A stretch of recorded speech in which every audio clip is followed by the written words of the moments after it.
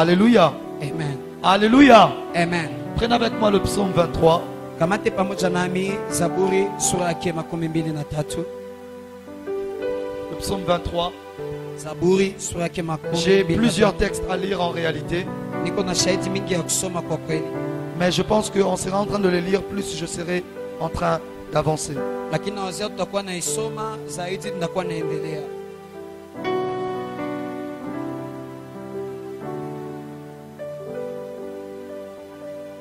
Vous êtes déjà dans le psaume 23? Mshakuwa katika Zaburi 23. Bon, d'accord, on commence par le psaume 23 comme vous dites. Tunaanzia kwa Zaburi 23. Psaume 23. Zaburi 23. Je ne vais prendre que 2-3 choses là-bas, c'est tout. Nakamata tuma mbili tatu pale. On commence à partir du premier verset. Tuanzie kwa mstari wa kwanza. Est-ce qu'on peut en lire ensemble? 1, 2, 3, go. Je tunaweza enda pamoja. L'Éternel est mon berger, je ne manquerai de rien. Il me fait reposer dans des verts pâturages. Il me dirige près des eaux paisibles. Il restaure mon âme. Dis avec moi, il restaure mon âme. Sema pamoja nami Dis avec moi, anajenga il upya restaure nafsi mon yangu. âme. Anajenga upya nafsi yangu. Il me conduit dans les sentiers de la justice à cause de son nom. Prends avec moi Joël chapitre 2. Kamata Yoeli sura yake ya pili. Joël Yoeli chapitre 2. sura yake ya pili. Oh Dieu. Le verset 25. Mstari wa 25. Joël 2, le verset 25. Yoeli ya pili mstari wa 25. Si tu n'as pas de Bible, essaie de lire chez le voisin. Kama una Et Biblia, dimanche prochain, efforce-toi d'avoir une Bible. kusoma kwa jirani nasikia Mungu ijaye. J'aimerais qu'on fasse une Kazi chose, ya que Biblia. nous tous ici, nous ayons des Bibles. Napenda tufanye kitu moja, sisi wote hapa tukue na Une Biblia. Bible déjà à 5 000 francs, 5 $, vous trouvez une Bible. Biblia tayari 5 $ maximum, vous avez une Bible. dola 5 ushakuwa tayari na Biblia. Parfois, les cheveux que tu mets sur la tête sont beaucoup plus chers. Wakati mwa nywele ambao unatia kwenye kichwa wako iko ya bei zaidi, Mais si tu ne peux pas acheter une Bible, c'est compliqué. lakini kama hawezi kuuza Biblia iko Est-ce ngumu. qu'on peut tous acheter une Bible ici? Je, sisi wote tunaweza Est-ce uza qu'on peut Biblia? acheter des Bibles? Tunaweza uza Biblia. Tous les jours, tu demandes qu'on t'achète des perpètes. Demande maintenant qu'on t'achète une Bible. Kila siku nalombaka bakuzie maperpete. Alléluia. Bakuzie Biblia. Alléluia. Amen. Si tu viens sans Bible, comment tu sauras si je te mens ou si je te dis la vérité? Kama unakia bila Biblia, namna gani utajua kama nakwambia kweli? C'est pour ça que de l'autre côté là-bas, on vous mentait beaucoup. Ndio kwa maana kule ngambo wengine balikuwa na badanganya mingi. Parce que vous ne partiez même pas avec des Bibles. Kwa maana amkwata naenda na Biblia zenu. Alléluia. Amen. Joël chapitre 2, le verset 25, il est écrit: Yoel sura yake ya pili mstari wa 25 imeandikwa, je vous remplacerai les années comme dévorer les sauterelles. ndawabadilisha miaka ambayo ikula hiyo Le madudu. Gélec, le Asile, le Gazam, ma grande armée que j'avais envoyée contre vous. Vous mangerez et vous vous rassasierez et vous célébrerez le nom de l'Éternel, votre Dieu qui aura fait pour vous des prodiges. Et mon peuple ne sera plus jamais dans la confusion. Je disais, tu ne seras plus jamais dans la Nasema confusion. hautakuwa tena kamwe katika J'étais en train kuchanganyikiwa. de déclarer que tu ne seras plus jamais Nilikuwa dans la nasema confusion. Change de hautakuwa mélodie. kamwe katika Je disais que tu kuchanganyikiwa. ne seras plus jamais dans la confusion. Nasema hautakuwa kamwe katika Tu ne kuchanganyikiwa. seras plus jamais dans la confusion. Hautakuwa kamwe katika kuchanganyikiwa. Alléluia. Amen. Tu peux acclamer la parole de Dieu et tu vas te rasseoir. Unaweza shangilia neno la Mungu na utaketi. Ce soir, j'aimerais partager avec vous un thème pendant quelques minutes. Jioni leo ningependa kugabuliana pamoja ni mada chache kwa dakika C'est vrai chache. que j'ai beaucoup de points, Inawezekana niko na nukta nyingi, mais je vais essayer juste de survoler. lakini ndapima kugusa juju. Certaines choses, je rentrerai sur cela en profondeur pendant Bethel. Zingine bitu ndairudilia kwa kinaganaga wakati Bethel tafika, Et d'autres, nous aurons le temps d'en parler. na zingine tutakuwa na wakati ya Est-ce que kuzizungumzia. quelqu'un sent que Bethel arrive? Je, kuna mtu anasikia kama Bethel Est-ce que inakuja? quelqu'un sent que Bethel arrive? Je, kuna mtu anasikia kama Bethel inakuja?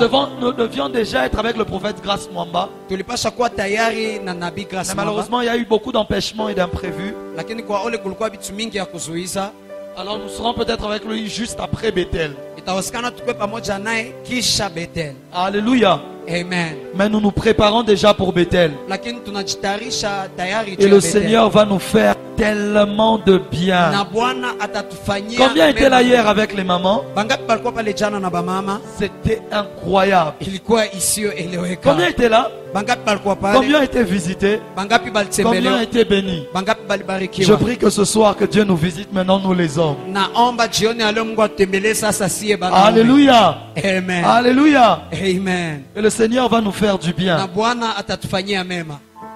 Et avant qu'on arrive à Bethel, Na mbele tufike kwa je Bethel. pense déjà que très bien avant, nous aurons déjà les polos qui vont venir. Na Nous wazia aurons les tangu polos mbe- qui vont venir. Tangu mbele tayari tutakuwa na hiyo mapolo itafika Les tayari. bracelets de Bethel. Hiyo bikomo ya Bethel. Donc ce ne sera pas qu'une conférence, ce sera tout un mouvement. Ni kusema haitakuwa tu mkutano, itakuwa mouvement mzima. On aura même les carnets de Bethel. Tutakuwa na hiyo fasi ya kuandikia ya Bethel. Si vous voulez, on aura même les Bibles de Bethel. Kama unapenda tutakuwa hata na mabiblia ya Bethel. Alléluia. Amen. Alléluia. Amen. Ce sera incroyable. Itakuwa isiyoeleweka. Et nous aurons des jours où nous aurons des montagnes de prière. Na tutakuwa na Ici masiku dans la ambayo salle. tutakuwa na milima ya maombi Ce hapa sera kwa ici chumba. dans la salle, mais des montagnes de prière. Itakuwa hapa katika chumba lakini mulima wa maombi. C'est-à-dire, on va commencer le matin. Ni kusema tunaanza asubuhi. Il y aura des jours où on sera là le soir, d'autres jours où on sera là le matin. Kutakuwa siku zimoja tutakuwa magharibi, zingine siku tutakuwa Et ce sera des asubuhi. jours spécialement consacrés à la prière. Na zitakuwa siku ambazo zinaandaliwa tu juu ya maombi. Ces jours-là, on va prier. Hiyo siku tutaomba. Combien ont soif comme moi d'être à Bethel? Bangapi biko na kiu kama na mimi ya kufika Et Bethel? ce soir aussi est un soir de prière, m'a dit le Seigneur. Na jioni ya leo ni jioni pia ya Est-ce que maombi, quelqu'un qui est, aliambia Bwana. est-ce que quelqu'un est prêt à prier ce soir? Je kuna mtu iko tayari Je kuomba disais, est-ce que jioni ya leo? quelqu'un est prêt à prier ce Nasema soir? kuna mtu iko tayari Le kuomba jioni ya Seigneur leo. m'a dit, il y a des exaucements qu'il veut libérer, Bwana aliniambia kuna majibu ambayo anatafuta mais il a achilia. besoin des gens qui sont capables de prier. Lakini kuna lazima abatu ambao Voilà pourquoi wanaweza ce kuomba. soir je vais prêcher, Ndio kwa maana jioni ya leo mais ndahubiri. ensuite nous allons prier sérieusement le Lakini Seigneur. kisha baadaye tutaomba Je sana disais, nous Bwana. allons prier le Seigneur. Nilisema tutaomba Oh mon Bwana. Dieu, vous Oh avez mon dormi où? Mulala wapi? C'est moi qui ai prêché tous ces jours-ci, c'est moi qui dois être fatigué. Minjo nilihubiri masiku yote, ni minjo minapaswa vichoka. Je disais, nous allons prier à la fin. Nilisema tutaomba mwisho. Est-ce qu'il y a des gens qui aiment la prière ici? Je kuna batu ambao wanapenda Est-ce qu'il y maombi. a un peuple de prière en ce Je lieu? kuna taifa maombi nafasi. Alléluia. Amen. Ce soir, je prêche sur le thème le Dieu de restauration Jioni ya leo nahubiri juu ya mada Mungu ambaye anajenga upya nous visitera. Dis atatutembelea. avec moi, le Dieu de restauration Sema Mungu ambaye anajenga upya nous visitera. atatutembelea. Je pense que ce sera bien si tu le dis à ton voisin. Regarde le Na voisin. wazia itakuwa mzuri kiambia jirani yako, Dis kasema votre jirani voisin. yako, umwambie Le jirani Dieu de restauration Mungu wa kujenga upya nous visitera. atatutembelea. Non, change de voisin, dis à l'autre voisin. Badilisha jirani, ambia jirani Le mwingine Dieu de restauration Mungu wa kujenga upya me visitera. atanitembelea. Change encore de voisin, dis à l'autre, le Dieu de restauration Badilisha jirani, ambia mwingine Mungu wa kujenga upya te visitera. Et atakutembelea. le Seigneur m'a parlé, il m'a dit, Ézéchiel, Na Bwana alinizungumza kaniambia, ce Ezekiel, mois d'avril hii mwezi wa ine est un mois de restauration. ni mwezi ya kujengwa Ce upya. mois d'avril Hii mwezi wa est ine un mois de reconstruction. ni mwezi wa kujenga Ce upya. mois d'avril Hii mwezi wa ine est un mois de récupération. ni mwezi wa Ce kugomboa. mois d'avril Hii mwezi wa ine est un mois de rémunération. ni mwezi wa Ce kulipiwa. mois d'avril Hii mwezi wa est ine un mois de résurrection. ni mwezi ya ufufuko. Parce que nous sommes pendant le mois de Pâques. Kwa juu tuko katika hiyo mwezi wa Ce Pasaka. mois sera un mois de restauration pour plusieurs. Hii mwezi itakuwa mwezi wa kujengwa Tu vas upya kwa vivre la watu wengi. restauration dans tes affaires. Utaishi kujengwa upya La katika restauration biashara dans yako. tout ce que tu fais. Kujengwa upya kwa yote ambayo Tu unafanya. seras témoin de la main de Dieu. Utakuwa mshuhuda wa mkono wa Celui Mungu. qui me donne le plus grand amen le reçoit. Ule ambaye ananipatia amena kubwa Et anaipokea. celui qui sème dans cette parole, ça s'attache à Na lui. ule ambaye anapanda katika Yes. ineno Je disais, celui qui najiambatanisha. va s'aimer dans cette parole, Nasema maintenant ule- même, ça s'attache à lui. ambaye atatoa katika Ce ineno mois najiambatanisha. d'avril, Hii mwezi wa Le ine Seigneur me dit, il va restaurer des choses. Bwana ananiambia atajengwa Il upya va mambo. ramener ce qui a été perdu. Atarudisha yale ambayo Il va ilipotea. redonner ce qui a été détruit. Atapanga tena yale ambayo La iliharibika. Bible me dit, Biblia il n'est inaniambia pas celui qui éteint la mèche qui fume. haiko ule ambaye ananjwa anavuta. Il ne brise pas le roseau qui est cassé. Avunje hiyo tawi ambaye Il ilivunjika. n'éteint pas la mèche qui fume. Azimishe hiyo Parce que tani ambayo même quand le inatosha feu moshi. est éteint Kwa maana hata kama moto et inazimika qu'il ne reste que la fumée, na kunabakia tu le moshi, Seigneur ne vient pas pour détruire, Bwana akuye juu ya mais il vient pour kuharibisha, rallumer la flamme. lakini anakia juu ya kuwasha J'étais tena en train moto. de déclarer que la vie spirituelle de quelqu'un Nilikuwa natangaza maisha ya kiroho ya mtu sera mmoja restaurée en ce mois d'avril. itajengwa upya katika hii La mwezi wa vie financière de quelqu'un maisha ya kipesa ya mtu mmoja sera restaurée en ce mois d'avril. itajengwa upya katika hii La mwezi vie wa émotionnelle de quelqu'un hiyo maisha ya mtu mmoja sera restaurée en ce mois d'avril. itajengwa upya katika hii mwezi ya ine. Le Seigneur m'a dit, Bwana aliniambia il a décidé de faire du bien à quelqu'un. alitayarisha kufanyia Je dis, mema le mois mtu mmoja. d'avril ne se terminera pas Nasema mwezi wa ine sans haitaisha que tu n'ailles témoigner de la bonté de Dieu. bila ushuhudie ile mema ya Mungu. Tu vas reconnaître que Utagundua ce qui t'avait été enlevé kama ile ambayo t'a ilikunyang'anyiwa été redonné. balikurudishia Ce qui hayo, t'avait été volé yale ambayo balikuiba t'a été restauré. balikurudishia hayo. Celui qui sème dans ces choses, ça s'attache à Ule lui. ambaye anatoa katika hii mambo Parce que inaambatana le kwa Seigneur m'a dit, kwa maana Bwana aliniambia je descends nashuka afin de recoudre. kwa juu ya kushona. Dieu va restaurer des anciennes relations perdues. Mungu atajenga upya ile uhusiano ya zamani ambayo Dieu va ilipotea. restaurer les contacts qui t'apportaient de l'argent. Atajenga hiyo mahusiano ambayo ilikuwa nakuletea Dieu va pesa. restaurer les contacts qui t'apportaient de l'argent. Atajenga upya hiyo mahusiano ambayo Dieu ilikuwa va nakuletea restaurer les pesa. choses qui t'avaient été volées. Mungu atajenga upya vitu ambavyo vilikuibwa. Dis avec moi, avance prophète. Sema pamoja nami, endelea Dis nabii. bien avec moi, avance prophète. Sema vizuri, endelea Parce nabii. que le Dieu de restauration Kwa juu Mungu wa kujenga upya nous visitera. atatutembelea. Et alors que mes yeux sont ouverts, Wakati macho yangu inafunguka, masakata ya basha, je vois l'ange du Seigneur debout. naona malaika wa Bwana Il anasimama, me regarde et il me dit, ananitazama na ananiambia, le Dieu de restauration Mungu wa kujenga upya vous visitera. atawatembelea. Mana sobrage de va, babragide sobage, ma paradele so. I J'ai receive. envie de prier seulement. On peut juste commencer même à prier. Nikuwa lazima kuomba, tunaweza anza tu kuomba.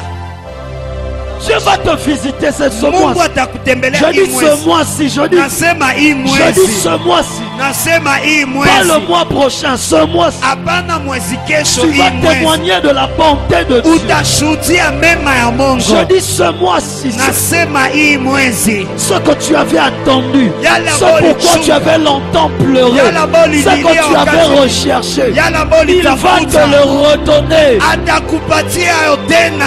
J'aimerais parler à Jairus. Napenda kuambia Jairus, Même si on t'a dit que ta fille est morte hata kama akwambia binti wako et anafariki que ta fille est partie, na binti wako le alishaenda, maître me dit de te dire, Bwana ananiambia nikwambie, elle n'est pas morte, elle dort simplement. akukufa Yes. analala tu, Et la restauration arrive. na kujengwa upya Amen. Afin inakuja de donner à quelqu'un un souffle nouveau, kwa ajili ya kupatia mtu mmoja pumzi ya un mpya, souffle plus fort, hiyo pumzi ya nguvu une sana, capacité élevée, hiyo mamlaka ya kuinuliwa beaucoup plus que hier, zaidi kushinda beaucoup jana, plus qu'avant-hier. zaidi kushinda Je juzi. prophétise, je déclare et je déclare Natabiri, natamka na mimi ce que nasema le Seigneur va te donner yale ambayo Bwana atakupatia sera beaucoup plus grand que ce que tu avais perdu. itakuwa mkubwa kushinda yale ambayo ulipoteza. Ce que le Seigneur va te redonner Yale ambayo Bwana atakupatia sera tena beaucoup plus grand que ce que le diable avait itakuwa zaidi kubwa volé. kushinda yale ambayo shetani Tes aliiba. ennemis ont eu tort Maadui yako balipata shida parce qu'en te prenant ce qu'ils kwa avaient maana pris, wakati balikamata ile ambayo ils walikamata, ont simplement donné à Dieu l'occasion d'apporter ce qui était nouveau. wakapatia Yes. Mungu njia ya kuleta yale ya mupya. Je déclare natangaza en tant qu'autorité apostolique et prophétique de cette maison, kama vile kuhani mtumwe na kinabii wa hii nyumba, en tant qu'autorité apostolique et prophétique de cette na hiyo maison, mamlaka ya kitumwe ya kinabii ya hii je nyumba, déclare natangaza une restauration sur la vie de tout le monde kujengwa upya kwa maisha ya watu yote qui est connecté à cette maison, ambaye anaambatanisha qui kwa hii est nyumba, connecté à cette alliance, ambaye anaambatanisha qui kwa hii est agano, connecté à ma vie. ambaye anaambatanisha na Je maisha yangu. déclare Natangaza une restauration complète, kujengwa une upya yote, restauration nouvelle, kujengwa une upya, restauration forte hiyo kujengwa upya ya dans nguvu la vie spirituelle, katika maisha ya dans kiroho, la vie physique, katika maisha ya dans kimwili, la vie affective. katika maisha ya Que kisia. Dieu te restaure, Mungu akuchenge que Dieu upya, te rétablisse Mungu akuchenge dans la upya vie de prière, katika maisha ya que maombi, Dieu te restaure, Mungu akuchenge que Dieu upya, te rétablisse. Mungu akuchenge Lorsque upya. le diable avait emmené la faiblesse dans la prière, Wakati shetani alileta là où le udhaifu diable katika avait emmené la maombi, faiblesse dans ton esprit, nafasi ambayo shetani alileta je dis que udhaifu, Dieu te restaure. nasema Mungu Je akuchenge dis que upya, Dieu te restaure. nasema Mungu Que akuchenge ton upya, esprit se ranime. na roho yako Une ilamuke, nouvelle force te soit hiyo accordée. nguvu mpya Une nouvelle ikupewe, force soit libérée. hiyo nguvu mpya Je ikupewe. déclare et décrète Natangaza na mimi la nasema vie de l'esprit. uzima ya roho. Acclame le Seigneur. Shangilia Bwana. Assieds-toi, je vais parler pendant quelques minutes. Keti ndasema kwa dakika Et chache on va prier. na tutaomba, Et on va prier. na tutaomba. Parce que quelqu'un sent que Dieu est ici. Je, kuna mtu mmoja nasikia kama Mungu iko hapa. Maragle vigia, I Jogo. receive, Aduda kavama I kude. receive. Aluganda glirega. Je reçois, Garabadegiva. je reçois, Erudivaga sadege. je reçois, Antarudegiviato. je reçois, Alidibanta haze. je reçois, Ibash la defa kabum. je reçois, Eblitum paka azevegi. je reçois, Atile fegesode. je reçois, Hada hada hada. je reçois, Hada hada hada. je reçois, Hada hada hada. je reçois, Ashilemes je opaka. reçois. In Jesus' name. Alléluia. La restauration. Kujengwa upya. Ce mois est un mois de restauration. Hii mwezi ni mwezi wa kujengwa upya. Que Dieu te redonne des contrats que tu avais perdus depuis longtemps. Mungu akupatie ile kontra ambayo ulipoteza tangu zamani. Je vois quelqu'un, on est en train de le rappeler Non, pour non, des Moutou. choses qu'il avait perdues depuis longtemps. Iko na mwita kwa juu ya nice. vitu ambavyo alipoteza tangu wa zamani. Ma bradeke. Je dis que Dieu te visite. Nasema Mungu akutembelee. Je dis que Dieu reconnaisse ton adresse. Nasema Mungu ajue nafasi kwenye uko. Je suis en train d'informer à quelqu'un Niko napatia habari que mtu Dieu connaît mmoja. l'adresse de votre Mungu maison. anajua Yes, nafasi I see. unaishi. Dieu connaît l'adresse de ton école. Mungu anajua nafasi Il unasomea. connaît même le banc là où tu t'assois. Anajua hata hiyo banko Il unaikalia. connaît la chambre là où tu dors. Anajua hata chumba kona Il laliaka. ne va pas se tromper de personne. Hata jidanganyika kwa C'est mtu. vers toi qu'il va Ni venir. kwako njo Et ataendea.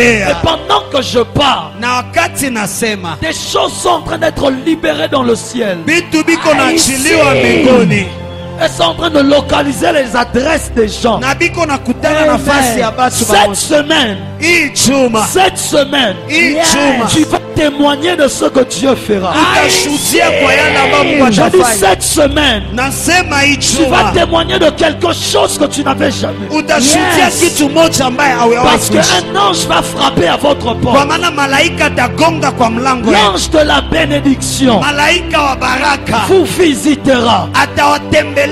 Je dis l'ange de la bénédiction Nasema malaika wa baraka vous visitera. atawatembelea. L'ange de la prospérité Malaika wa kuendelea te mbele visitera. Tu atakutembelea. n'as jamais vu la couleur de 10 000 $. Au yaonaka rangi ya 10 000 Au dollars. mois d'avril, tu vas voir. Kwa mwezi wa ino Tu utaiona. n'as jamais vu la couleur de 100 000 $. Au yaonaka rangi ya 100 000 Au mois dollars. d'avril, tu vas Kwa voir. mwezi wa ino Tu utaiona. n'as jamais vu même la couleur de de 10 dollars, de 20 dollars, au de yona 100 tara dollars. dola kumi dola makumi Au mbili mois mia moja d'avril, tu vas le voir. kwa miezi wa ino Tu utaiona n'as jamais signé un contrat. au ya saini kamwe Au kontra mois d'avril, tu vas le signer. kwa mwezi wa ino utaisaini Tu n'as jamais fait des voyages d'affaires. au yafanyaka safari ya biashara Au mois d'avril, ça va commencer. kwa mwezi wa ine Tu itaanza n'es jamais allé en Chine, à Dubaï. au yendaka Chine Dubai Au mois d'avril, tu vas y aller. kwa mwezi wa ino utapaenda Parce que le Dieu de restauration kwa juu Mungu wa kujenga upya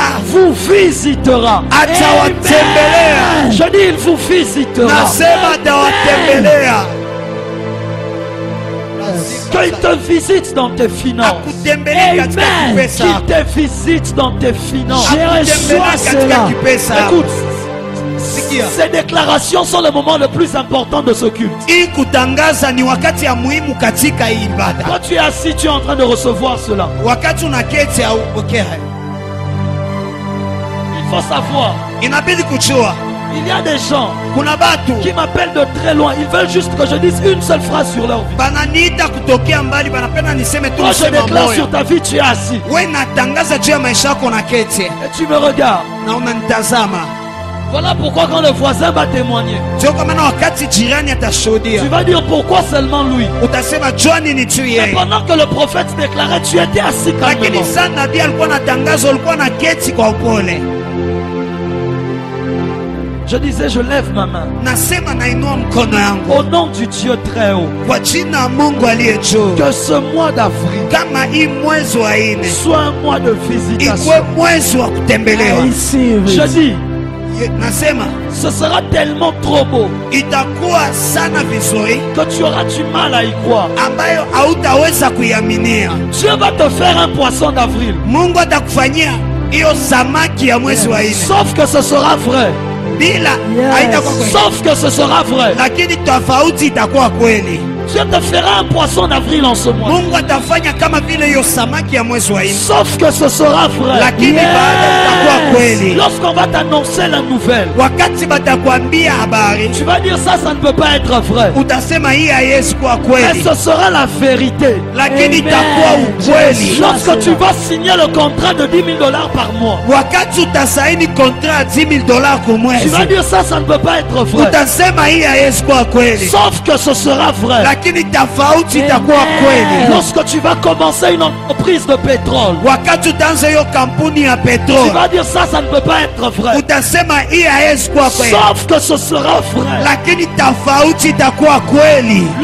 Lorsque quelqu'un viendra de nulle part Wakati mtu mmoja atatokea nafasi yoyote, pour te dire Dieu m'a envoyé pour t'épouser, lakini atakwambia Mungu alinituma juu ya tu kukuoa, vas dire ça, ça ne peut pas être vrai. utasema hii haiwezi kuwa kweli, Sauf que ce sera vrai. lakini tofauti itakuwa Je kweli. parle à une femme qui cherche un enfant. Nasema kwa mwanamke mmoja iko natafuta Tu mtoto, vas te rendre compte que tu ne vois plus tes périodes. utagundua auone tena hiyo malali Tu yako ya vas dire mwezi, ça, ça ne peut pas être vrai. utasema hii haiwezi kuwa kweli, Sauf que ce sera vrai. lakini tofauti itakuwa Que le kweli. Dieu de restauration Mungu wa kujenga upya vous visite en ce mois d'avril. awatembelee kwa hii mwezi wa Je dis ine. qu'il vous visite en ce mois d'avril. Nasema awatembelee kwa hii mwezi wa Je dis ine. qu'il te visite en ce mois d'avril. Nasema anakutembelea kwa hii mwezi Au wa nom ine, de Jésus. kwa jina la Yesu, Au nom de Jésus. kwa jina la Yesu. Lève ta main droite avec moi. Inua mkono wako ya kuume Dis pamoja avec moi nami, Jésus. sema pamoja nami Yesu, Dis plus fort, dis-le fort Jésus. sema nguvu Yesu, Je crois que tu es vivant. nami nuko hai, Je crois que tu es le Fils de Dieu. nami nuko mwana wa Mungu, Et je crois que Dieu t'a ressuscité des na morts. naamini Mungu alikufufula kati Dis ya plus wafu. fort Jésus. Sema nguvu Yesu, Je crois que tu es vivant.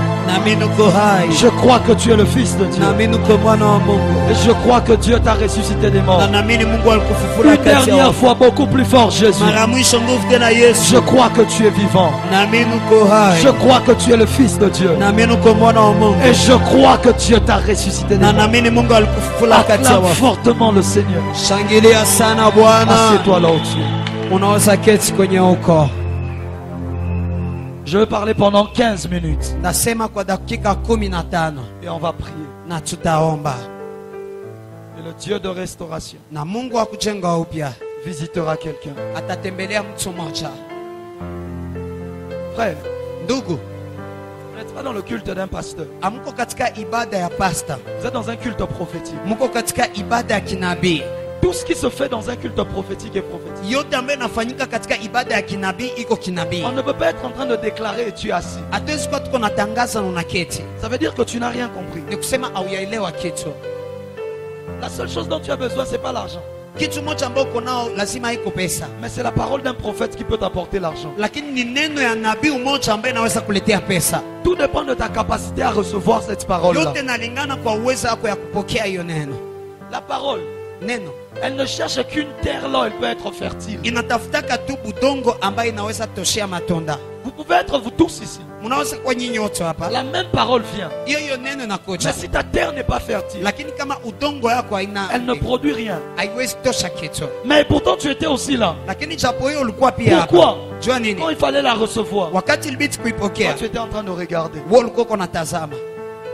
La parole est venue, Neno ilikuja, mais elle n'a pas trouvé une terre. lakini haikukutana udongo. Mais elle va chercher celui chez qui elle va trouver une terre fertile. Lakini itatafuta ule ambaye itakutana hiyo udongo Celui chez itatoa. qui elle va pousser. Kwa ule ambaye itapata kuota. La même graine. Hiyo mbegu Tu amènes ça ici, ça pousse. tunaileta hapa inaota. Tu vas avec en Chine, ça ne va pas pousser. Unaibeba China Mais c'est haitaota. la même graine. Lakini ni hiyo Parfois mbegu. la même parole. Wakati moja hiyo Dans ta vie, neno ça ne produit rien. katika maisha yako Mais haitende dans la kitu. vie du voisin, ça produit quelque chose. Lakini katika maisha ya jirani yako Pourquoi? inafanya kitu moja. Kwa juu ya nini? C'est à cause de la manière dont tu la reçois. Ni kwa juu ya namna ambayo unaipokea. Voilà pourquoi fais très attention à la manière dont tu reçois une parole. Ndio kwa maana fanya angalisho sana kwa namna ambayo unapokea neno Parce que ça moja. détermine la manière dont elle va se manifester. Kwa maana inaonesha namna gani Je itajionekanisha. prie qu'avant 3 jours que Dieu donne à quelqu'un du travail. Naomba mbele ya siku tatu I Mungu apatie receive mtu it. mmoja kazi.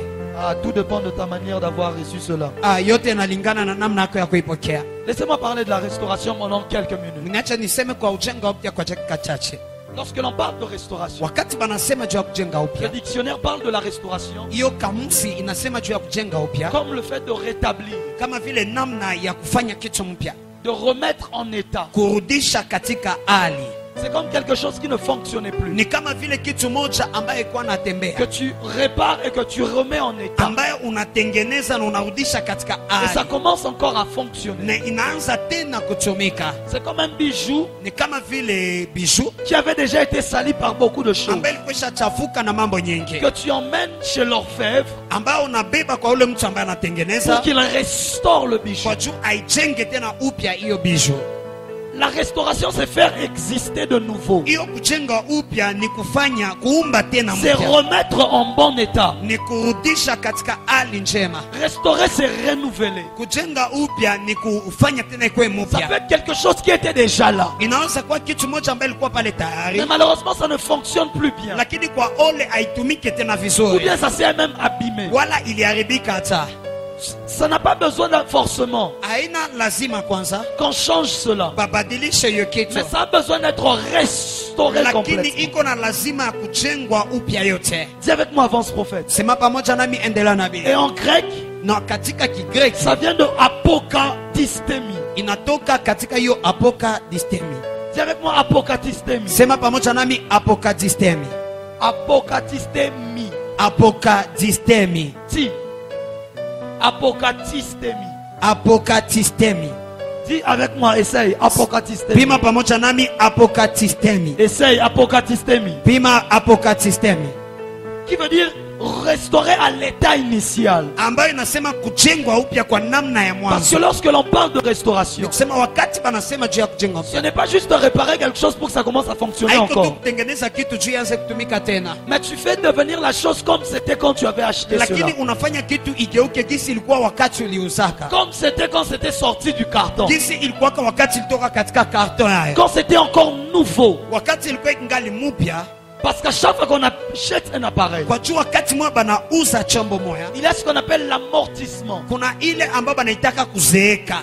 Ceux qui sont dans le domaine scientifique et même dans le domaine économique connaissent l'amortissement. Wale ambao wanakuwa na ujuzi na biko katika kiwango ya kipesa De banajua telle sorte qu'en hiyo économie, kuzeeka. Na katika hiyo uchumi, lorsqu'on achète quelque chose, wakati banauza kitu fulani, on commence déjà à mettre de l'argent de côté pour l'amortissement. bananza tia sehemu ya pesa pembeni juu ya kukia jenga upya hiyo Parce kitu, qu'on sait, kwa maana banajua cette chose-là, on va l'utiliser. hiyo kitu Au bataitumikisha. bout d'un moment, lakini kwa wakati moja ça ne va plus bien travailler. haitatumika tena vizuri. L'argent qu'on a mis de côté, Pesa ambayo tulitia c'est ce qui pembeni va nous permettre soit de restaurer la chose, ni ile ambayo itatusaidia wala kujenga upya soit hiyo de kitu, réparer la chose, wala kutengeneza hiyo kitu, soit d'acheter une nouvelle. wala kuuza ingine ya C'est avec moi, mpya. avance prophète. Sema pamoja nami, endelea nabii. Et dans la restauration, Na katika kujenga upya, Dieu est un Dieu de restauration. Mungu ni Mungu ambaye Dieu anajenga est upya. un Dieu de remplacement. Mungu ni Mungu ambaye Dieu anabadilisha. est un Dieu de renouvellement. Mungu ni Mungu ambaye anajenga mambo mapya. Jérémie parle, il dit, Yeremia anasema alors qu'il était au fond de la détresse, wakati alikuwa katikati ya alors mateso, qu'il était au fond de la souffrance, wakati alikuwa katikati ya il kusumbuka, dit, lorsque je pense à l'absinthe et au poison, anasema wakati nawazia hiyo sumu, lorsque je pense à la douleur, wakati nawazia hiyo mateso, j'ai mal.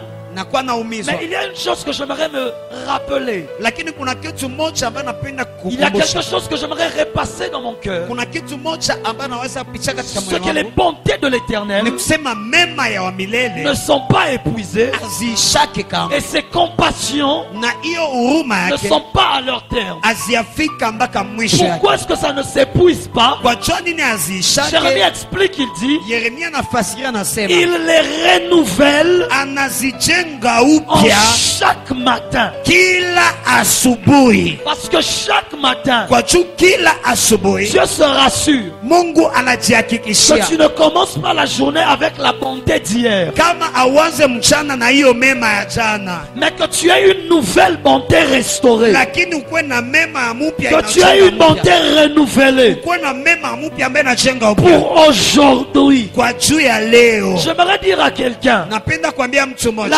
grâce avec laquelle tu as marché hier était pour hier. neema ambayo ulitembea nao jana ilikuwa juu ya jana. Aujourd'hui, Dieu t'envoie une nouvelle grâce. Leo Yesu anakutumia neema mpya. Aujourd'hui, Dieu t'envoie une nouvelle Leo bonté. Mungu anakutumia mema La mpya. grâce d'hier, Neema ya jana ça t'a donné d'avoir une voiture. ilikupatia upate La gari. grâce que Dieu va envoyer, Neema ambayo sasa Mungu ça te atatuma donnera d'acheter une maison. itakupatia uuze La nyumba. grâce d'hier, Hiyo neema ya ça jana t'a donné d'avoir un travail. ilikupatia kupata kazi. La grâce que Dieu envoie aujourd'hui, Lakini neno ya Mungu ça va te tena donner la promotion. itakupatia La kuinuliwa. grâce d'hier, Neema ya jana ça t'avait donné le travail. ilikupatia La kazi. grâce qu'il va envoyer aujourd'hui, Lakini neema ambayo atatuma ça te leo fera devenir chef d'entreprise.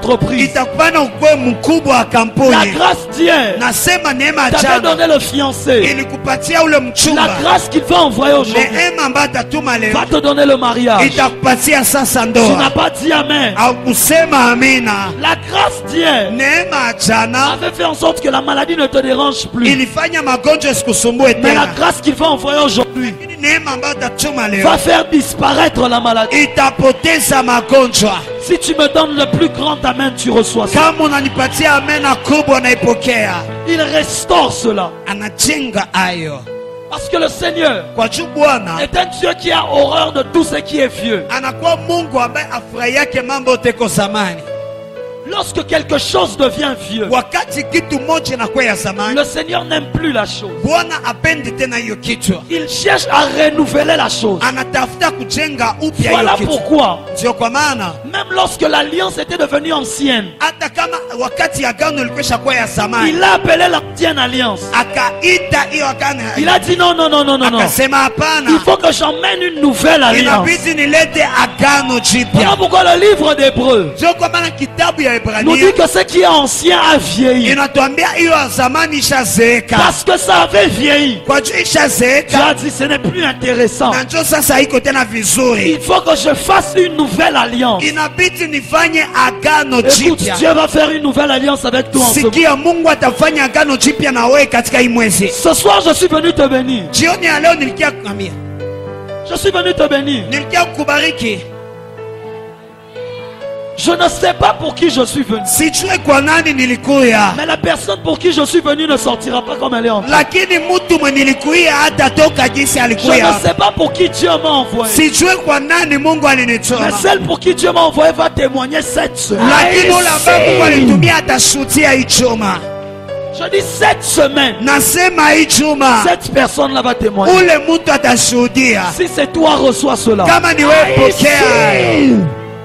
Assieds-toi seulement. Keti tu. Il y a plusieurs types de restauration. Kuna namna mingi ya kujenga upya. Je ne pourrais pas en parler ce soir. Sitaweza isema jioni. Je vais en citer les trois principales. Ndazitia tu tatu za msingi. Et d'autres, et on va voir, on va passer Na rapidement. zingine tutaona tutapita mbio mbio. La première restauration, Kujenga upya kwanza c'est la restauration de l'être. ni kujenga upya ya umutu. À l'intérieur, il y a la restauration du corps. Katikati kuna kwa kujenga upya mwili.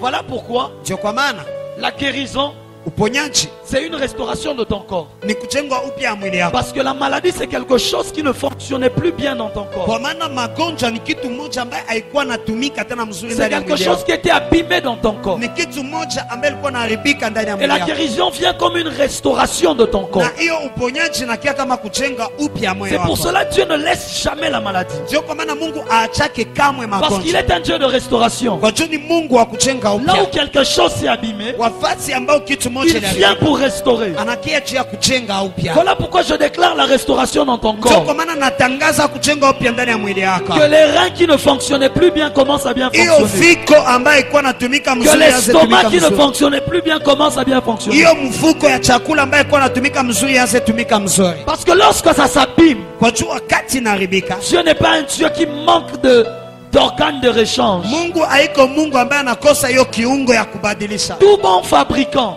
Kila mtengenezaji mzuri ne fabrique pas seulement l'appareil, atengenezake tu chombo, il fabrique aussi les pièces de rechange. anatengenezaka pia hiyo machombo ya Et l'homme ne kubadilisha. peut pas être plus intelligent que Dieu. Na mwanadamu hawezi kuwa na akili kushinda Mungu. Si donc Dieu a créé le corps, Kama Mungu aliumba hii il mwili, avait aussi créé une pièce de rechange pour ton estomac. aliumba pia hiyo chombo ya kubadilisha Il juu avait ya aussi créé une stoma. pièce de rechange pour ton œil. Aliumba hiyo chombo ya kubadilisha juu ya Il avait pekee. aussi créé une pièce de rechange pour tes jambes. Aliumba pia kitu ya kubadilisha juu ya miguu Tu yako. restes avec la maladie Unabakia na magonjwa parce que tu ne connais pas le Dieu de restauration. paske haujue ule Mungu ambaye Et anajenga le upya. jour où tu rencontres le Dieu de Lakini restauration, siku ambayo unakutana Mungu ambaye anajenga il upya, te regarde et dit, mais comment est-ce que c'est que moi j'ai créé et abîmé? anakutazama anasema, namna gani kitu ambayo niliumbe inaharibika?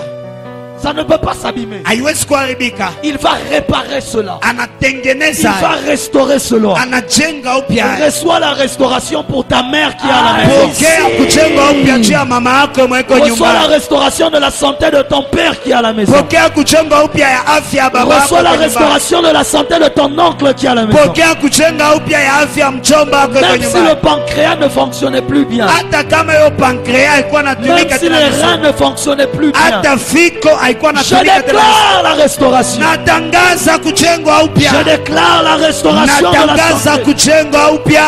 Je déclare la guérison du corps. Natangaza uponyaji ya mwili. Même là où tu es. Hata nafasi kwenye Même huko. si c'était une petite fièvre qui avait commencé. Hata ilikuwa kaoma kadogo kalikuwa Même si c'était une kashaanza. petite grippe. Hata ilikuwa shakuwa mafua Même si kadogo. c'était des problèmes de Hata Dieu. ilikuwa shida ya macho. Même si c'était un problème de cœur. Hata ilikuwa shida ya Peu moyo. importe la santé qui te dérangeait. Ingawaje afya ambayo Je déclare inakusumbua. une restauration au nom. Natangaza kujengwa upya. Je dis une restauration au nom de Jésus. Nasema kujengwa upya kwa jina la Yesu. La restauration du corps. Hiyo kujengwa upya ya C'est mwili lorsqu'un organe ne fonctionne ni plus bien. wakati kiungo moja haitumike C'est lorsque vizuri. le corps commence à vieillir. Ni wakati mwili inaanza C'est lorsque kuzeeka. le corps devient Ni fatigué. wakati hiyo mwili inakuwa ya C'est lorsque kuchoka. le corps ne sait plus bien Ni travailler. wakati mwili haijue Alors kutumika le tena corps a vizuri. besoin d'être restauré. Sasa hiyo mwili kuna lazima Parce que le kujengwa. Dieu de restauration Kwa juu Mungu wa kujenga est upya aussi le Dieu qui restaure le corps qu'il a ni créé. pia Mungu ambaye anajenga upya mwili ambaye Il ne aliumba. peut pas restaurer les finances Hawezi jenga kipesa et être incapable de restaurer ton corps. na asikuwe na nguvu ya kujenga upya mwili Parce yako. que les finances ne sont pas plus importantes que ton corps. Kwa juu hiyo kipesa haina lazima kushinda mwili yako. Si ton corps ne va pas bien, tes finances ne te serviront à Kama rien. mwili yako haiko vizuri, hiyo kipesa yako haitakusaidia kukitwa.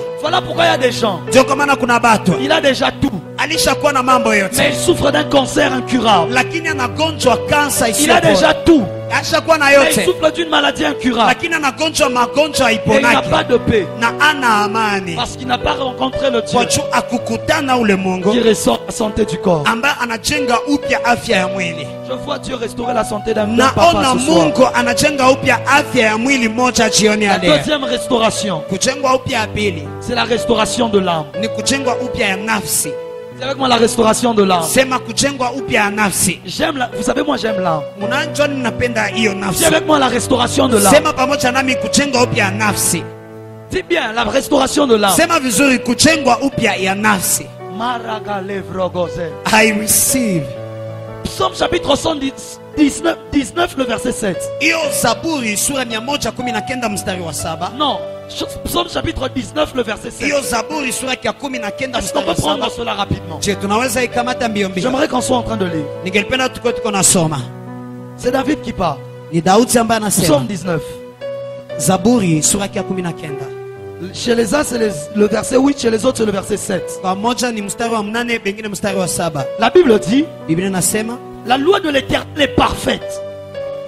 La loi de l'Éternel est parfaite. ile sheria ya wa milele iko nzuri. Elle restaure l'âme. Inajenga upya Le nafsi. témoignage de l'Éternel est véritable. Hiyo ushuhuda wa milele ni wa Il rend kweli. sage l'ignorant. Inafanya kuwa na hekima mtu ambaye anajua. Et le même David Na ule Daudi parle dans le psaume 23. anasema katika Zaburi Il dit, 23, l'Éternel est mon berger. anasema wa milele Je ne manquerai de rien. sitakosa kitu. Il cite 4 choses Anasema mambo ine sur le berger. kwa juu ya mulinzi. 4 choses que le berger fait. Mambo ine ambayo mulinzi Il commence en anafanya. disant, Anaanza akisema, il me fait reposer sur des verts pâturages. ananiketisha katika Il me majani, dirige près des eaux paisibles. ananibeba kwa hiyo maji Mais na ensuite il kuona. dit, il restaure mon âme. Lakini pia anasema anajengwa upya nafsi Parce yangu. que Dieu Kwa maana Mungu est un Dieu qui sait restaurer l'âme. ni Mungu ambaye anajenga upya nafsi. L'homme n'est pas que corps.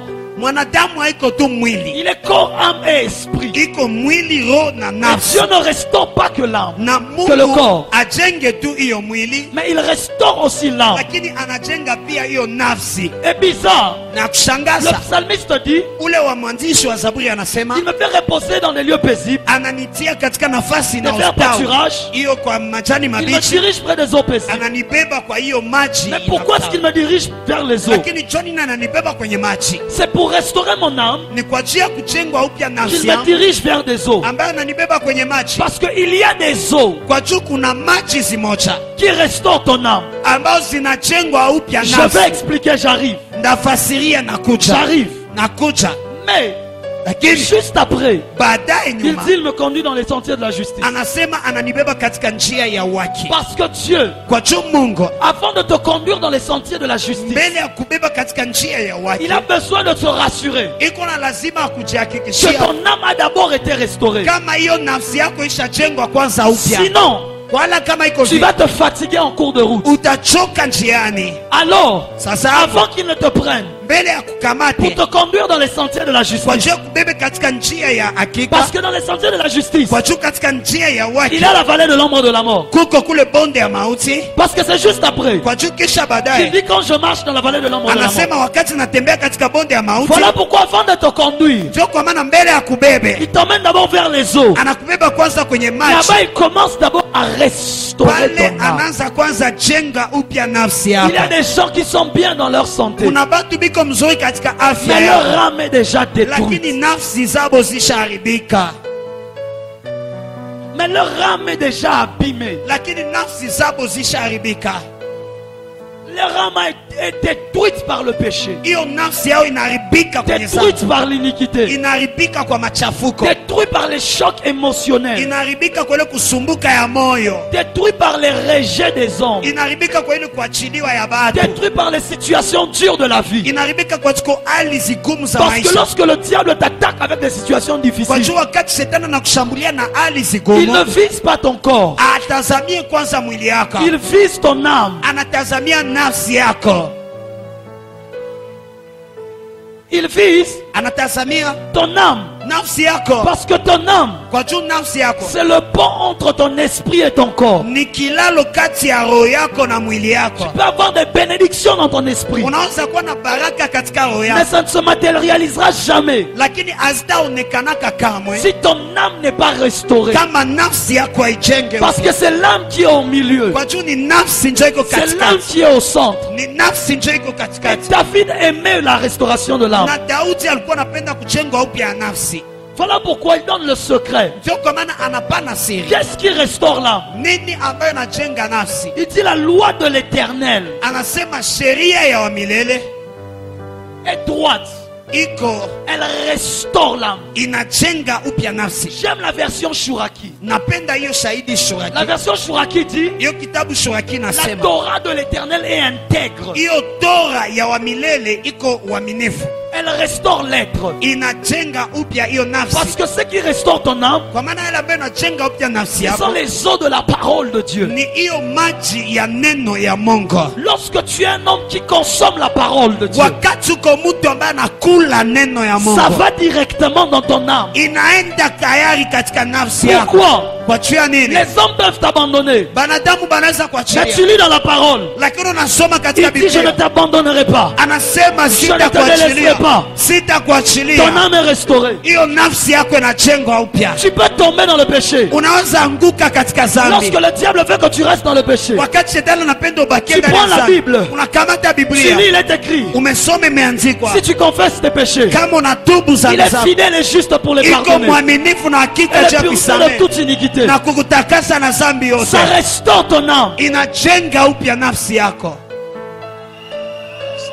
Le diable peut t'attaquer. Shetani anaweza kupiganisha, Les démons peuvent t'attaquer. mapepo inaweza Quand tu vas kushambulia, dans la parole, lakini unaenda ndani ya tu lis là où neno, il est écrit. unasoma kwa Si les imeandikwa, démons viennent comme un fleuve, kama mapepo zinakia kama mtoni, l'esprit de l'éternel les roho mettra ya en fuite. milele itawatia kwa kukimbiza. Le diable peut t'attaquer. Shetani anaweza Tu kupiganisha, lis dans la parole. lakini unasoma ndani Ils ya neno, viendront par un chemin. batakuya kwa njia Ils moja, fuiront par sept chemins. batakimbia kwa njia saba. Un jour, mon âme était attaquée. Siku moja nafsi yangu Un jour, kwa mon âme était oppressée. siku moja nafsi yangu ilikuwa Et j'ai nashambulia, pris la parole dans Jérémie. na nilikamata neno katika Là où il est Yeremia écrit, ambayo Ne imeandikwa, t'ai-je pas dit que sikukuambiaka je serai une tour forte pour kama toi? ndakuwa ukuta kubwa juu yako? Ils te feront la guerre, Batakupiganisha, mais ils ne te vaincront pas. lakini habatakushinda. Ça ne va pas dans ton corps, Haina ndani ya mwili yako, ça va dans ton âme. inaingia ndani ya nafsi Ça yako, restaure ton âme. inajengwa upya nafsi Voilà yako. pourquoi Ndio kwa maana David a dit, Daudi mais alisema, pourquoi es-tu abattu mon jua âme nini nafsi yangu navunjika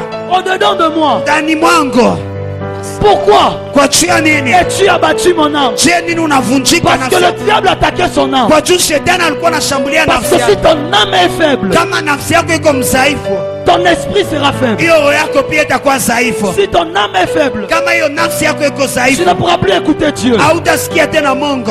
Mais dis pourquoi t'es abattu au-dedans Lakini de mon nasema âme? jua nini ndani mwangu inavunjika nafsi yangu. Et il dit quoi? Na anasema nini? J'espère en l'éternel. Natumainia wa Parce milele. que lorsque la parole, Kwa jua wakati neno, voilà pourquoi David, sio kwa maana Daudi il a réservé tout un psaume alikamata zaburi mzima pour la parole. kwa juu ya neno. Et c'était le plus grand psaume. Nilikuwa zaburi kubwa sana, Le psaume 119. hiyo zaburi Le 119, plus grand psaume hiyo zaburi kubwa mzote totalement réservé pour la parole. ambayo alitilia kando juu ya neno la Mungu. Pourquoi? Kwa juu ya nini? Le secret de la force de David. Hiyo siri ya nguvu ya Daudi, Il n'avait rien. hakuwa na kitu, Il n'avait personne. hakuwa na mtu Mais il yoyote, avait la parole. lakini alikuwa na neno, Il connaissait la valeur de la parole. alikuwa anajua thamani ya neno. Parce qu'un jour, Kwa juu siku un moja prophète était venu chez eux à la maison. nabii mmoja akakia kwao nyumbani, Il lui a dit tu seras roi. akamwambia utakuwa mfalme, Et il est parti. na akajiendea yake. 10 ans après, il n'était pas encore devenu roi. Miaka 10 baadaye akwasha kuwa mfalme, Mais quand il a eu 30 ans, lakini wakati alieneza miaka Il est devenu 15 roi. akageuka mfalme. David a dit le secret c'est la parole. Daudi akasema siri ni La neno, parole ne meurt jamais. neno haikufake kamwe. J'aimerais dire à quelqu'un, Napenda kwambia mtu mmoja, parole de l'éternel c'est le neno secret. wa milele ni hiyo njo siri. Le psaume 119, Hiyo zaburi 19 totalement yote pour la parole. kwa juu ya neno. Le verset premier. Mstari wa kwanza, Heureux ceux qui sont intègres dans leur voie, heri bana babiko baminifu qui katika marchent njia selon la loi de l'éternel. ambao wanatembea kwa sheria ya milele. Le verset 10.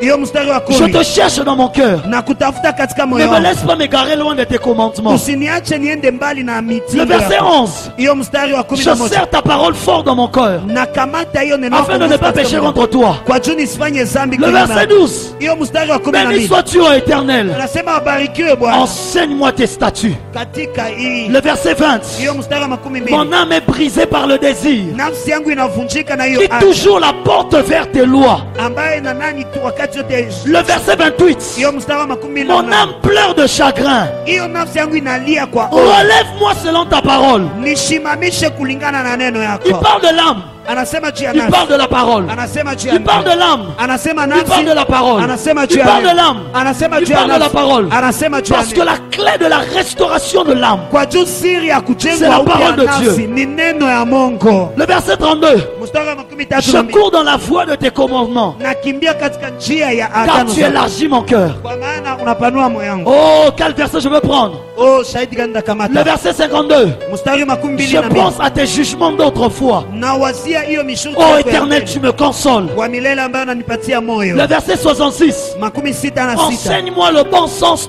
et l'intelligence, Nifundishe hiyo njia mzuri na car ujuzi, je crois en tes commandements. kwa maana mimi naongeza Le imani kwa verset ajili yako. 75.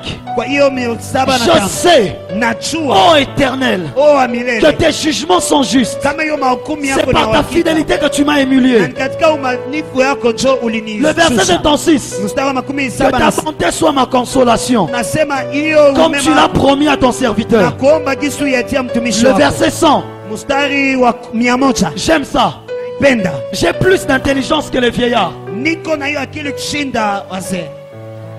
Le verset 100. Hiyo mstari 100 J'ai plus d'intelligence que le vieillard. niko na akili sana kushinda Car wazee, j'observe tes kwa commandements. maana nachunguza hiyo mishuti Le yako. verset 116. Mstari makumi 110 Soutiens-moi selon ta promesse, nishike kulingana na afin que je ahadi yako, vive kwa juu nipate kuishi et ne me rends pas confus dans mon espérance. na usinichanganyikiwe katika kutumaini yangu. Que je prenne encore quel verset? Nikamate tena mstari gani? On saute à la fin. Tunaruka mpaka mwisho. Le verset 175. Hiyo 175. Que mon âme vive et qu'elle te loue, Hiyo nafsi yangu iishi et que na tes ikusifu. jugements me soutiennent. Na hiyo mahukumu yako inikamate. 76. 76. Je suis errant comme une brebis perdue. Niko kama vile mwana kondoo ilipotea. Cherche ton serviteur, Tafuta mtumishi wako, car je n'oublie pas tes commandements. kwa maana sisahabu kamwe shurti zako. Et il a fini le psaume. Na kamaliza Zaburi. Parce que la clé de la restauration de Kwa l'âme, juu siri ya kujenga upya nafsi c'est la parole de Dieu. ni neno ya Mungu. Un homme qui se nourrit quotidiennement de la parole Mtu ambaye anajikulisha kila siku neno ne peut pas être brisé dans son âme. hawezi vunjika katika nafsi Un yake. homme qui lit quotidiennement les Écritures Mtu ambaye anasoma kila siku ne miandiko peut pas être brisé dans son hawezi âme. vunjika katika nafsi yake. Et la plus grande plaie de l'âme, Na hiyo kidonda kubwa ya la nafsi, plus grande maladie de l'âme, hiyo magonjwa kubwa ya nafsi s'appelle le péché. inakuitwa zambi.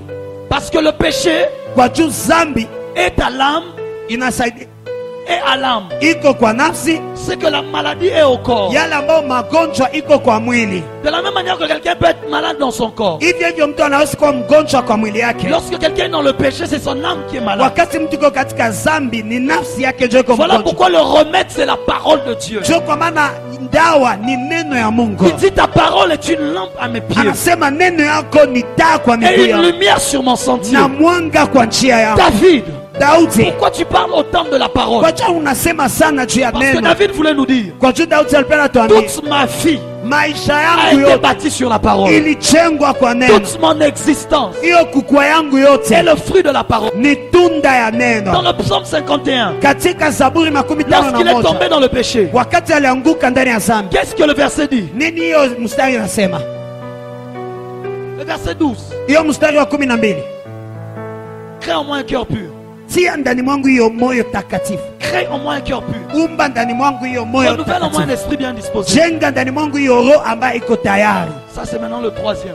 Hiyo ni ya tatu, C'est la restauration de l'esprit. ni kujengwa upya ya roho. Dis avec moi la restauration de l'esprit. Sema pamoja nami, kujengwa upya ya roho. Parce que le Seigneur m'a dit, Kwa juu Bwana aliniambia, un jour je lisais ce texte. siku moja nilikuwa nasoma hii saidi, Psaume 51, le verset 12. hiyo Zaburi 51 mstari wa 12, Crée en moi un cœur pur. jenga ndani mwangu hiyo moyo Renouvelle en moi takatifu, un esprit bien disposé. uumbe ndani mwangu roho ambayo iko Le Seigneur m'a tayari. dit. Bwana aliniambia Le verset complet, hiyo shahidi ya kujaa c'est crée en moi un cœur pur. ni kusema jenga ndani Renouvelle en mwangu, moi un esprit bien disposé. umba ndani mwangu, lakini ile kujenga upya Et roho restaure mon âme. na ujenge upya nafsi yangu. Parce que ça parle du corps, Kwa jina tokea kwa roho de l'âme nenda kwa nafsi et de l'esprit. kisha roho. La troisième restauration, Kujenga upya ya tatu c'est la restauration que Dieu fait dans l'esprit. ni kujenga mpya ambao Mungu anafanya ndani ya roho. Genèse chapitre 45, le verset 26. Mwanzo sura yake makumi On va lire ce ine soir. na tano, sura yake J'ai déjà fini. tutasoma jioni ya leo, nishamaliza.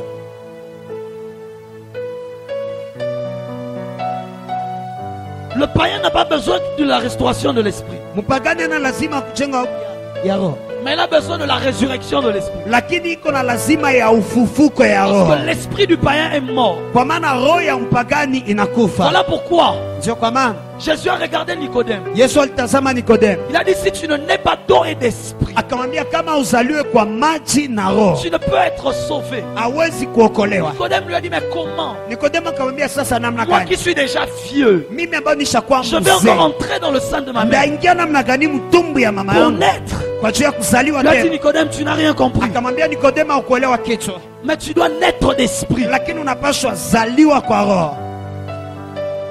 Mais le chrétien, Lakini Mkristo parfois son esprit peut se fatiguer. wakati roho yake inaweza Son kuchoka, esprit peut s'affaiblir. roho yake inaweza kusafika. Lorsque tu commences à manquer de vie de prière, Wakati unaanza hesabia maisha ya maombi, c'est ton esprit qui meurt, ni roho yako qui tena. se fatigue. Wakati unakosa maisha ya C'est maombi, ni ton roho esprit ina- qui s'endort. ni roho ambayo C'est inasinzia, ton esprit qui baisse les ni bras. roho ambayo inashusha mikono. Parce que la prière est la nourriture de ton esprit. Kwa juu maombi ni chakula ya roho yako. La prière est pour l'esprit, c'est que la parole est pour l'âme. Hiyo maombi iko kwa roho, yale ambayo neno iko juu ya nafsi. Tu n'as pas dit Amen. Au kusema amina, Tu n'as pas dit Amen. au kusema amina, Tu n'as pas dit Amen. au kusema amina. Jacob, Yakobo dans Genèse 45, écoutez ce que la Bible dit. katika Mwanzo sura 45 Le verset 26 à 27. mstari wa 26 mpaka 27, Il lui dit, akamwambia ce sont les fils de Jacob qui disent qui disent à ni Jacob. batoto ya Yakobo njo banaambia Yakobo, Il lui dit, akamwambia Joseph vit encore. Yusufu angali na ishi Et même, na hata c'est hapo lui qui gouverne tout le pays ni d'Égypte. enjo iko naongoza nchi yote ya Misri, Mais le cœur de Jacob resta froid. lakini moyo ya Yakobo ikabakia baridi, Parce qu'il ne le croyait pas. kwa maana akuwa naiaminia. Le verset 27. Mstari wa Ils lui 27 rapportèrent les paroles que Joseph leur avait dites. bakamrudishia maneno ambayo Yusufu alibaambia, Il vit les chars que Joseph avait envoyés. bakaona hiyo mwana- Jacob, Yakobo akaona hiyo mwana kondoo, il vit les chars akaona hiyo saa que Joseph avait envoyés pour le transporter. ambayo Yusufu alituma juu ya kumubeba. Alors, c'est alors Ni hapo sasa que l'esprit de Jacob, leur père, ambao roho ya hiyo Yakobo baba yabo se ranima. ikalamuka. Donc, l'esprit de Jacob était comme mort, Ni kusema roho ya Yakobo ilikuwa kama vile nakufa, était devenu comme froid, ilikuwa kama vile inakuwa baridi, était devenu comme sans vie. ilikuwa kama vile inakosa uzima. Depuis le jour où il avait perdu son fils Tangu Joseph, siku ambayo alipotezaka mwanake Yusufu, le fils de la femme qu'il aimait. ule mwana wa bibi ambaye alikuwa Et anapenda, le jour où tu perds la vie de prière, na siku ambayo unapoteza maisha ya maombi, ton esprit s'atrophie, roho yako ton inazofuka, esprit se fatigue, hiyo roho yako ton esprit inachoka, devient froid. hiyo roho yako inakuwa baridi, Jusqu'au jour où Joseph va revenir. mpaka siku Yusufu atarudia. Lorsqu'il a vu les chars, Wakati aliona hiyo la Bible saa, dit que l'esprit de Jacob se ranima. Biblia inasema roho ya Yakobo ikapata tena Le uzima. verset qui suit, Hiyo shahidi ambayo le inafuata, verset 28, hiyo mstari makumi mbili la Bible dit, et Israël dit, Biblia inasema na Israeli akasema, parce que Jacob était le corps, kwa juu Yakobo alikuwa mwili, mais l'esprit c'était Israël. lakini roho ilikuwa Israeli. Tous les versets qui sont au-dessus, Hiyo mamistari yote iko on dit juu, Jacob, Jacob, Jacob, wanasema Jacob. Yakobo, Yakobo, Yakobo, Mais dès Yakobo, que son esprit s'est ranimé, lakini wakati tu roho yake la ililamuka, Bible dit, et Israël dit, Biblia inasema na Israeli akasema. pourquoi Kwa juu ya nini? l'esprit de Jacob Hiyo roho ya Yakobo était né à Péniel ilizaliwa Peniel lorsqu'il se battait avec l'ange. wakati alikuwa anapigana na malaika. Jacob avait été initié aux choses spirituelles. Yakobo alitia uhusiano katika mambo ya kiroho, Et l'ange lui a dit, tu ne t'appelleras plus Jacob, na bakamwambia hautaitwa tena mais Yakobo, Israël. lakini utaitwa Parce que Israeli, Jacob c'est le voleur, kwa maana Yakobo ni mwizi, Jacob c'est le menteur, Yakobo ni msema bongo, Jacob c'est ton corps qui est attaché au péché. Yakobo ni mwili yako ambaye inaambatanishwa na Mais dhambi, Israël c'était le nom de son esprit. lakini Israeli ilikuwa jina ya roho yake. Voilà pourquoi quand son esprit s'est ranimé, Ndio kwa maana wakati roho yake ililamuka, ce n'était plus un Jacob qui doutait, haikuwa tena Yakobo ambaye alikuwa mais anashakia, c'était un Israël qui a dit, lakini ikakuwa Israeli ambaye akasema c'est assez. ninaichoka. Joseph mon fils est vit encore. Yusufu mwana wangu angali naishi. Ce n'était pas par les chars et les chevaux qu'il l'a su. haikukuwa kwa hiyo shaa na mangamia njo alijua, Mais quand son esprit s'est ranimé, lakini wakati roho yake ililamuka, il a vu que Joseph était vivant. aliona kama Yusufu alikuwa hai. Il a dit, Joseph, mon fils, vit encore. Akasema mwanangu Yusufu angali naishi. Nasema Et je le verrai avant que je ne meure. na ndamuona mbele nikufe.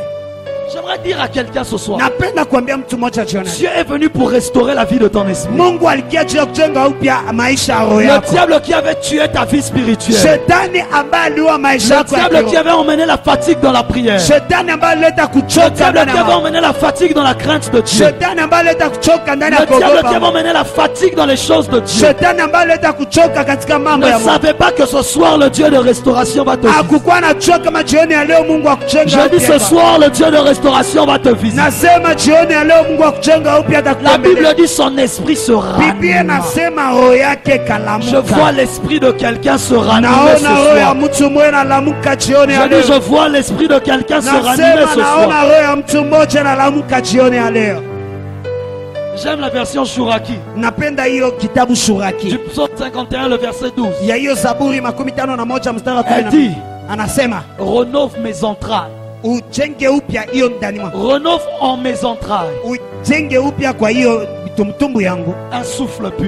hiyo pumzi ya utakatifu. Renouvelle en moi un esprit bien disposé. Ujenge ndani mwangu hiyo roho ambaye iko Rénove en mes entrailles ujenge upya ndani mwangu un souffle pur. hiyo pumzi hiyo takasika. Je prie que Dieu restaure la vie de prière de quelqu'un. Naomba Mungu ajenge maisha ya Je maombi dis, ya je mtu. prie que Dieu restaure l'esprit de quelqu'un. Nasema naomba Mungu ajenge upya roho ya Je mtu. prie que Dieu restaure l'esprit de Naomba quelqu'un. Mungu ajenge upya roho ya mtu Tu mmoja. recevras des révélations comme avant. Utapokea maufunuo Tu kama vile recevras mbele. des paroles prophétiques comme avant. Utapokea maneno ya unabii kama Que mbele. tes dons spirituels se restaurent aussi. Hiyo karama yako ya kiroho zijenge upya Parce que pia. lorsque ton esprit s'affaiblit, Kwa juu wakati roho yako inazofika, tes dons spirituels aussi s'affaiblissent. karama zako za kiroho pia nazo Parce que les zinazofika. dons spirituels sont dans l'esprit. Kwa juu karama za kiroho ziko katika Et roho. lorsque ton esprit est restauré, Lakini wakati roho yako inajengwa upya, tes dons spirituels reviennent. karama za kiroho zinakoya. Écoute que tous les dons spirituels que le diable t'avait volés. Sikia hiyo karama ya kiroho ambayo shetani alikuiba. Avant tu voyais, avant tu avais des rêves. Mbele ulikuwa naona, mbele ulikuwa na lota. Aujourd'hui tu ne vois plus. Leo hauone tena. Avant tu parlais en langue. Mbele ulikuwa nasema kwa Aujourd'hui tu ne lugha. parles même plus en langue. Leo hauseme tena kwa lugha. Avant tu guérissais les malades. Mbele ulikuwa napona Aujourd'hui tu ne magonjwa. guéris plus les Leo malades. haupone tena magonjwa. Je déclare Natangaza la restauration de ton esprit. kujengwa upya ya roho yako. Je clôture. Namaliza. L'autre restauration, Hiyo kujengwa upya ingine c'est la restauration du temps. ni kujengwa Du temps. ya wakati. L'une des restaurations que le Seigneur fait, Moja ya kujenga upya ambayo Bwana c'est la anafanya restauration du temps. ni kujenga upya wakati. Il a dit à Israël, Aliambia Israeli, je restaurerai les années. ndajenga upya miaka, Je vous ramènerai les années. ndabarudishia miaka. Il n'a pas dit je vais ramener ce qu'on a volé. Akusema ndarudisha wale ambao Il waliiba. n'a pas dit je vais ramener la richesse. Akusema ndarudisha utajiri. Mais il dit je vais vous ramener les années Lakini alisema ndabarudishia miaka qui avaient dévoré les sauterelles. ambayo ilikula bidudu. Parfois le diable ne détruit pas ce qu'il a. Que Wakati tu as. mmoja shetani anani ambao uko nayo Il ne détruit pas ce que tu as. aharibisha yale ambao uko nayo, Mais il détruit ton temps. lakini anaharibisha wakati Parce yako. que lorsque tu perds ton temps, tu n'as rien fait. Kwa juu wakati unapoteza wakati yako wa Voilà kufanya pourquoi kitu, tu te rends compte que tu as 30 ans, 32 ans, mais tu n'as rien. ndio kwa maana utajikutana kwa miaka 13, 15 na pili, lakini Tu hauna n'as pas de kitu, compte bancaire, tu n'as pas de travail. hauna account kwenye banki, hauna kazi, Tu ne vois pas l'avenir. hauone hata uchio. Tu te poses la question, toutes ces années qui sont passées, j'étais en train de faire quoi? Unajiswali, hii miaka yote ambayo ilipita nilikuwa Parce que ce que nafanya. le diable t'a volé, ce sont les années. Kwa juu yale ambayo shetani alikuiba ni miaka. Tu regardes, Makurudia nyuma, tu as déjà grandi. ulishakomala, Tu es une femme, uko mais mwanamke, tu n'as pas d'avenir. lakini hauna uchio. Depuis que tu avais 23 ans, tu voulais te marier. Tangu ulikuwa na miaka 23 Aujourd'hui, upendo tu as kufanda. 23 ans plus 10, tu n'es toujours pas marié. Leo ulishakuwa na miaka 13 na zaidi, lakini Qu'est-ce que hauna. le diable t'a volé? Nini ambayo shetani alikuiba? Ce sont les années. Ni miaka. Et comment est-ce que Dieu restaure les années? Na namna gani Mungu anajenga upya miaka En emportant la vitesse. na kuleta kukimbia? Parce que kwa juu Lorsque le diable te vole le temps, wakati shetani anakuiba il fait en wakati, sorte qu'en 10 ans tu n'as rien fait. anafanya mu miaka 10 ya kufanya kitu, Lorsque Dieu restaure, lakini wakati Mungu il fait anajenga en sorte que ce que les gens ont fait en 10 ans, anafanya ibile batu balifanya mu miaka 10, toi tu vas le faire en 2 mois. wona bifanya kwa miezi 2. Ayayayaya, Ce que les autres ont vécu en 5 ans, yale ambao bengine baliishi miaka 5, toi en 3 jours ça vient. we musiku 3 binakuya. Écoute, je vois une restauration du temps. Sikia, naona kujenga upya wakati, Je vois une restauration du temps. naona kujenga upya wakati. Les gens étaient bien. Batu balikuwa bizuri, Les autres ont avancé. bengine balendelea Il mbele, a transpiré. ukabeosha yasho Pendant 10 ans, kwa miaka il a 10, bâti son entreprise. akajenga kampuni Pas à pas, pas à pas. mguu kwa mguu, 10 ans après, miaka 10 il se baadaye retrouve avec un capital de 1 million. akachikuta na kapitali ya 1 million. Et toi, pendant les 10 ans, Na wewe kwa hiyo miaka tu te 10 rends compte que rien ne s'est passé. ukajindua hakuna hata kitu lifitikana. Tu dis, Seigneur, Unasema Bwana, viens mon secours. kuya Et unisaidie. lorsque le Dieu de restauration vient, Wakati Mungu wa kujenga upya na ce que kuya l'autre a fait en 10 ans, yale ambayo mwingine alifanya kwa miaka 10, toi en un appel, wewe katika simu moja tu reçois tout cela. unapokea yale yote. Je dis à quelqu'un, Naambia mtu mmoja, il est possible de dormir pauvre inawezekana kulala maskini et de se réveiller riche. na unalamuka tajiri. Il est possible de se réveiller riche. Inawezekana kulamuka tajiri, Il est possible de se réveiller pauvre inawezekana unalamuka maskini et de dormir riche. na kulala tajiri. Il est possible de dormir riche Inawezekana kulala tajiri et de se réveiller très riche. na unalamuka na kuwa tajiri zaidi. Que Dieu restaure le temps. Que Dieu... Mungu ajenge upya wakati. Il y a des gens, Kuna batu tu regardes ta vie spirituelle, unatazama maisha yako ya kiroho 20 ans dans les choses de Dieu, miaka 12 katika mambo ya mais tu Mungu, es toujours au même niveau. lakini ungali tu kwa ile kiwango. C'est que le diable t'a volé, c'est le temps. Yale ambayo shetani alikuiba ni wakati. Tu regardes quelqu'un d'autre, Unaona mtu mwingine en 10 ans, kwa miaka 10 il est déjà à ce niveau-là. alishakuwa kwa ile kiwango kule, Mais Dieu va te restaurer le temps. lakini Mungu atajenga upya wakati. C'est que tu n'as pas pu vivre dans ta vie spirituelle en 10 ans. Yale ambayo ukuishi katika maisha yako ya kiroho miaka 10, En une semaine, tu vas vivre ça. katika juma moja utaishi. Depuis que tu t'es converti, Tangu uliokokaka tu n'as même jamais eu une vision. au yaonaka hata maonyo Avant moya, la fin de la soirée, tu en auras. mbele ya usiku utazipata. Rabashaka.